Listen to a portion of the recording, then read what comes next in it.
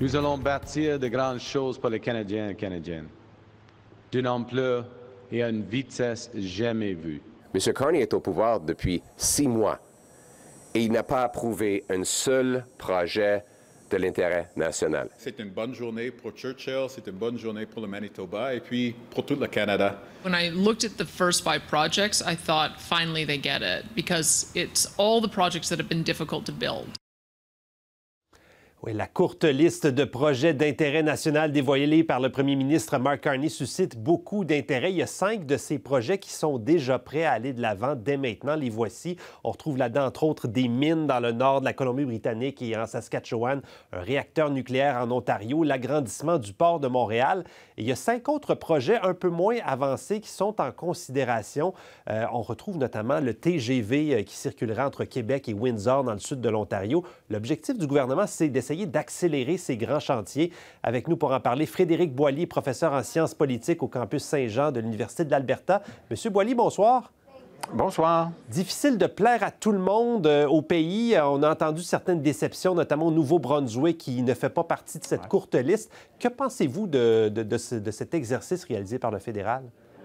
Pour le moment, c'est quand même un bon départ. Effectivement, du côté des Maritimes, on se montre un peu déçu, mais j'ai l'impression que pour le premier ministre Mark Carney, c'était surtout de ne pas décevoir l'ouest du pays qui était pour le moment prioritaire, et le Québec et l'Ontario. Et éventuellement, il y aura probablement des projets également pour les Maritimes qui pourront satisfaire la classe politique du côté, la classe économique du côté des Maritimes. Mais avec la réaction de la première ministre Danielle Smith, qui se montre quand même compréhensive à l'égard du gouvernement fédéral en disant que présentement, bon, c'est une liste qui n'est pas fermée. Il n'y a peut-être pas d'oléoduc et donc de projets d'infrastructure, de transport du pétrole pour le moment, mais peut-être qu'éventuellement, on pourra aller de l'avant. Donc, un premier pas, je pense, bien réussi par le gouvernement de Mark Carney, mais c'est un premier pas et donc il va devoir y en avoir d'autres pour être en mesure de satisfaire tout le monde. Oui, absolument. Là, vous parlez de l'absence d'oléoducs, de pipelines par faute d'intérêt du secteur privé. Êtes-vous surpris parce que tout le monde, au départ, semblait convaincu qu'il allait avoir des pipelines dans ces projets-là? Non, moi, je n'ai pas été surpris, pas dans la liste, dans la première liste. S'il y a des projets de transport et d'oléoduc pour transporter le pétrole, je ne pense pas qu'il y a beaucoup de gens, même en Alberta, même dans le secteur pétrolier, qui s'attendaient à ce que ça soit annoncé rapidement. Et d'ailleurs, Danielle Smith l'a rappelé aussi, hein, il y a comme une espèce de problème ou de paradoxe de poule et de l'œuf, c'est-à-dire est-ce que l'impulsion doit d'abord être politique pour être économique par la suite ou économique avant pour qu'elle devienne par la suite politique. Et là, je pense qu'il y a un problème là, ici important qui éventuellement sera sur les bras du gouvernement fédéral, à savoir comment donner cette impulsion politique qui pourrait permettre à des entreprises privées là, de s'engager dans la construction d'oléoducs. Pour le moment, là, je pense que ce problème-là n'est pas réglé, mais comme je viens de le mentionner, avec Danielle Smith, on a quand même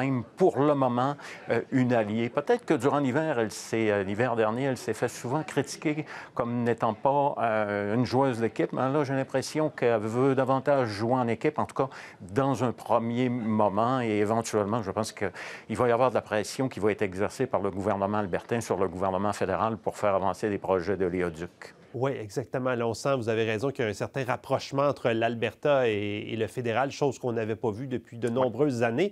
Le gouvernement veut aller très, très vite dans l'approbation de ces projets-là. Avez-vous peur qu'on escamote certaines étapes pour justement accélérer les choses, par exemple des études environnementales?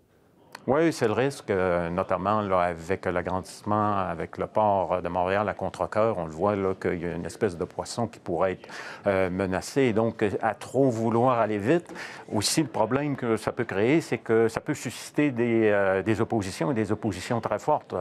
On l'a vu quand la loi C5 a été adoptée au mois de juin dernier, la loi C5 qui permet justement là, ce bureau des grands projets et cette liste aujourd'hui. On a vu que les Autochtones se sont montrés insatisfaits là, du projet processus de consultation. Et ça, donc, il va falloir mettre les groupes autochtones, les nations autochtones du côté des projets.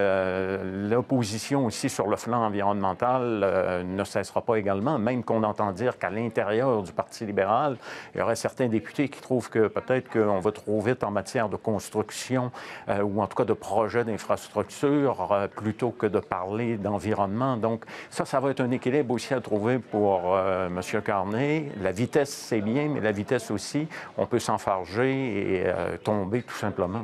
Oui, les prochains mois vont être intéressants. Un mince équilibre, vous avez raison. M. Boily, toujours un plaisir de vous parler. Merci beaucoup. Bonne soirée à tout le monde.